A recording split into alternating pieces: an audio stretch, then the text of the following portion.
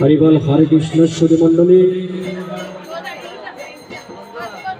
আজকে আমাদের অত্যন্ত প্রাণের জন, যিনি সুদূর ভারত থেকে তীর্থ গমন করে এসেছেন, আমার অত্যন্ত সশ্রদ্ধ বড় ভাই দাদা শ্রীযুক্ত বাবু নিতাই দেবনাথের আজকের এই তীর্থ গমন উপলক্ষে যেই মহতী অনুষ্ঠান তথা শ্রীমদ্ ভগবত গীতা পাঠের আয়োজন করেছেন, উক্ত গীতা পাঠ অনুষ্ঠানে আত্মশক্তি সম্মত মমতাময়ী মাতৃমণ্ডলী,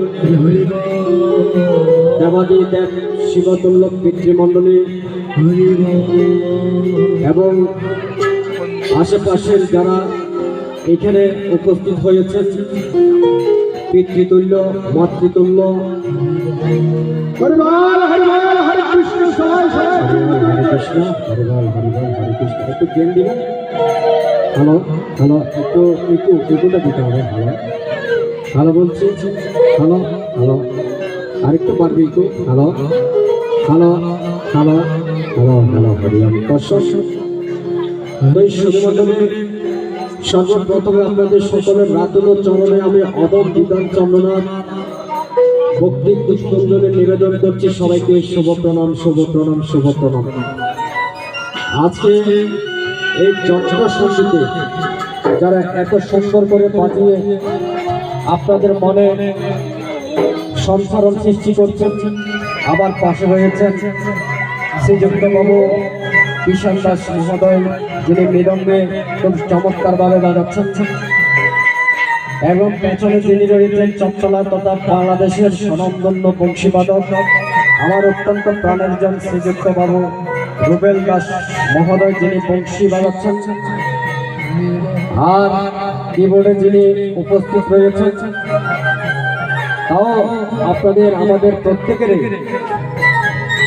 অত্যন্ত সুপরিচিত জন শ্রীযুক্ত বাবু সুমন দাস মহোদয়, এবং যিনি একটু আগে সঙ্গীত পরিচালনা করেছেন, সঙ্গীত করেছেন শ্রীযুক্ত বাবু রাসেল দে মহোদয়, এবং আমার পাশে যিনি রয়েছেন আমার অত্যন্ত ছোট ভাই শ্রীযুক্ত বাবু অর্পণ নাথ। তো এই শুধুমাত্র আজকে যিনি এত সুন্দর করে আয়োজন করেছেন, যিনি শুধু তীর্থ গমন করে এসেছেন, এই জন্য ওনাকে বারংবার আমি প্রণাম জানাচ্ছি শুধুমণ্ডলী। আর আপনাদের কাছে একটা মেসেজ দিব, অত্যন্ত একটা ইম্পর্টেন্ট মেসেজ। তীর্থ আমরা কেন করি,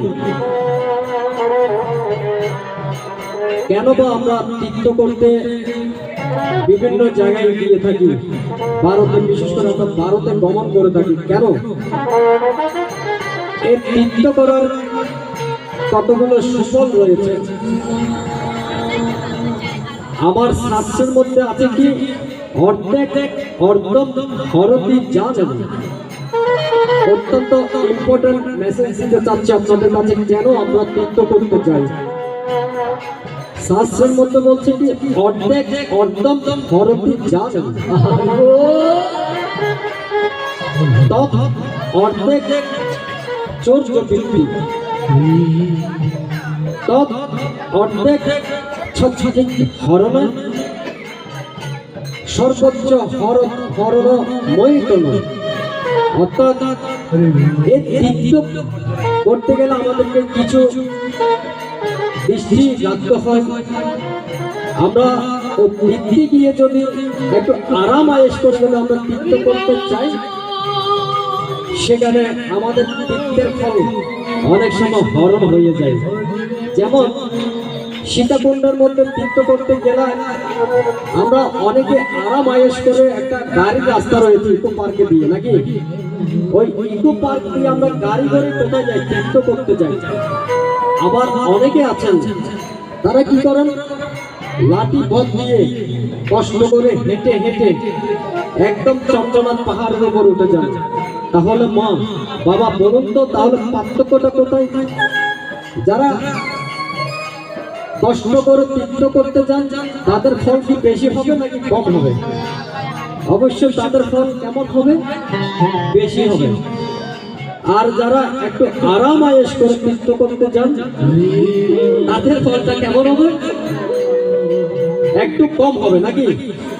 তো শুধু মন্ডলী, এই জন্য আমার শাস্ত্রের মধ্যে বলছে কি অর্ধেক হরতি জানে না তৎ অর্ধেক চর্য বৃত্তি। যারা একদম আরাম আয়েশ করে তীর্থ করতে যান তাদের ফল অর্ধেক হরণ হয়ে যায়, চাইতে একটু হরণ হয়ে যায়, সূর্যমন্ডল প্রায় অর্ধেকের মতো হরণ হয়ে যায়। আর একটা ব্যাপার হচ্ছে তৎ অর্ধেক চর্য বৃত্তি। তার মানে যারা গাড়ি ঘোড়া করে যদি তীর্থ করতে যান তারাও কিন্তু অর্ধেক ফল হরণ হয়ে যায় তাদেরও। আর যারা ছাতা মাথায় দিয়ে জোটা পায়ে দিয়ে তীর্থ করতে যান আমার শাস্ত্রের মধ্যে বলেছেন অর্ধেক চক্র হরণ হয়, তাদের আরো অর্ধেক ফল হরণ হয়ে যায়। আর যারা তীর্থ করতে গিয়ে অনুক্রমে যদি স্বামী স্ত্রী যদি মিলন করে তাকে তীর্থ করার সময় তাহলে তাদের সর্বোচ্চ ফল হরণ হয়ে যায়। এই কথাগুলো আমাদেরকে মনে রাখতে হবে। আর তীর্থ করতে গিয়ে যদি আপনার যদি একটা দামি মোবাইল দেখেছেন, কিছু একটা দামি কিছু দেখেছেন, আপনি যদি চুরি করে নিয়ে আসেন তাহলে আপনার সমস্ত তীর্থর ফল হরণ হয়ে যায় শ্রীমণ্ডলী। এগুলো আমাদেরকে মাথায় রাখতে হবে। যাক শ্রীমণ্ডলী, শ্রীযুক্ত বাবু নিতাই দাদা পঞ্চম স্বরূপ ভগবানের মুখ নিঃসৃত বাণী তথা শ্রীমদ ভগবত এই গীতা পাঠের আয়োজন করেছেন।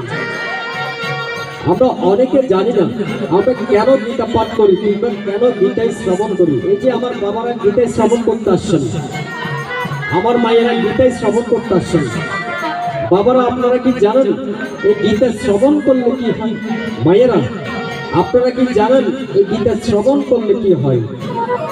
তো গীতার মধ্যে বলেছেন কি গীতা সুগীতা তদ্ভুতব্য কিম অন্য শাস্ত্র বিস্তার যা স্বয়ং পদ্ম নাবশ্য মুখ পদ্ম বিনিশ্চিতা।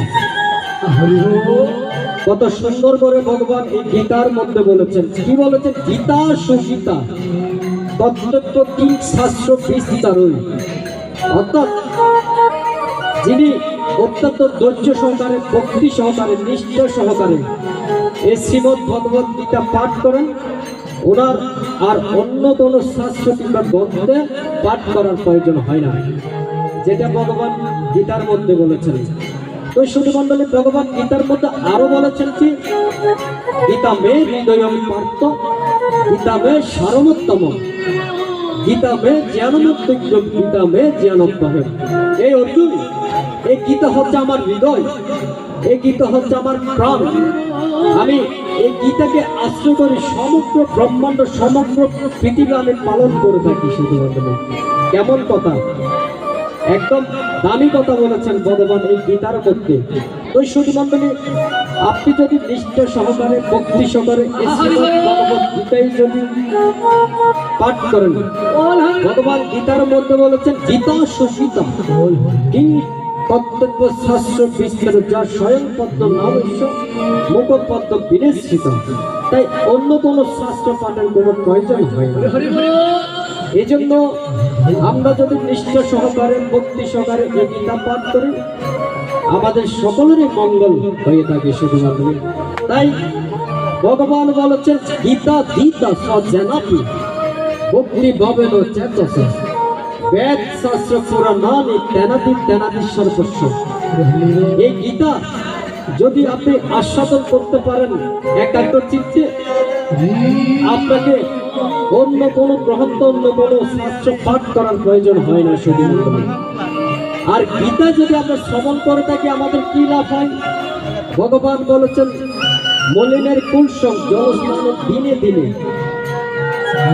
এই যে আমরা সকালবেলা স্নান করে আসি নাকি, অনেকে টিউবের জল দিয়ে স্নান করে আসি, অনেকে পুকুরের পানি দিয়ে আমরা স্নান করে আসি। এই যে আমরা একটু আগে আমাদের দাদা বলেছেন এই যে সাবান দিয়ে, আমাদের রুবেল দাদা একটু আগে বলেছেন, সাবান দিয়ে আমরা উপরের অংশটাকে পরিষ্কার করি, কিন্তু ভিতরের মধ্যে যে আমাদের ময়লা জমে আছে সেটা কি পরিষ্কার চিন্তা ভাবনা আমাদের মধ্যে রয়েছে? নাই শুধু মন্ডলী। তাই আমরা অনেকে সকালবেলা স্নান করার সময় টিউবওয়েল, কলের জলে স্নান করি, অথবা অনেকজনের পুকুরের জলে স্নান করে থাকি, করি না বাবা? করি তো অনেকে। অনেকে ওই সাধারণ পানির মধ্যে আপনার উপরের অংশটুকু কিন্তু পরিষ্কার করতে পারে, কিন্তু ভিতরের মধ্যে যে ময়লা রয়েছে সেটা কিন্তু সাধারণ পানি দিয়ে পরিষ্কার করা যায় না। তাই শুধু মন্ডলী, এই ভিতরের ময়লা পরিষ্কার করার জন্য গীতার জ্ঞান জলের মধ্যে যদি আপনি অবগাহন করতে পারেন, গীতার জ্ঞান জলের মধ্যে যদি ডুব দিতে পারেন, একাগ্র চিত্তে যদি আপনি গীতায় শ্রবণ করতে পারেন, তাহলে আপনার সমগ্র ভিতরের ময়লা আবর্জনা পরিষ্কার হয়ে আপনার জীবন মধু মঙ্গলময় হয়ে যাবে। হরিবল, হরে কৃষ্ণ, হরিবল, হরে কৃষ্ণ।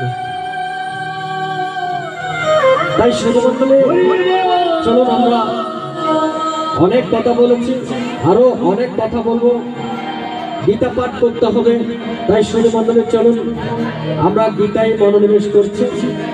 যারা দূর দূরান্ত রয়েছেন তারা একটু এখানে সামনে এসে বসবেন, আমার মায়ের একটু সামনে এসে বসবেন, বাবারা যে চেয়ারগুলো খালি রয়েছে সেখানে বসবেন, আমার